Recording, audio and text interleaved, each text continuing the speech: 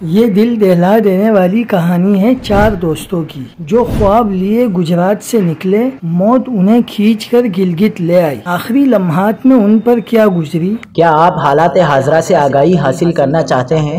خبر کے پیچھے چھپے اصل حقائق جاننا چاہتے ہیں تو ابھی سبسکرائب کیجئے جلمل پاکستان کو اور ساتھ ہی گھنٹی کے نشان پر کلک کر دیں۔